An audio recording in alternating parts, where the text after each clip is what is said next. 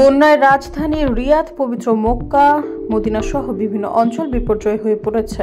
সৃষ্ট বন্যায় পানিতে গাড়ি ভেসে যাওয়ার পর 4 বন্ধু ডুবে মারা গেছেন। বৃহস্পতিবার এক প্রতিবেদনে সংবাদ মাধ্যম গালফ নিউজ এ তথ্য জানিয়েছে। এর আগে সৌদির সিভিল ডিফেন্স সার্ভিস ও রেড ক্রিসেন্ট জানিয়েছে, বাসিন্দাদের ঝুঁকিপূর্ণ স্থানে, বিশেষ করে সতর্কতা জারি থাকা এলাকায় না যাওয়ার পরামর্শ দেওয়া হয়েছে।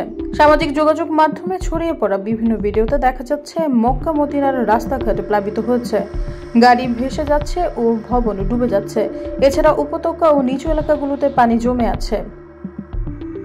প্রতিবেদনে আরো বলা হয়েছে, ঘটনার সময় মাগরিবের নামাজ আদায় করে গাড়িতে করে একটি বিশ্রামাগারে ফিরছিলেন তারা, কিন্তু যাওয়ার পথে এই মর্মান্তিক ঘটনা ঘটে। রাস্তায় চলার সময় মক্কার দক্ষিণে ওয়াদি আরনাতে বন্যা দেখে তারা অবাক হয়েছিলেন।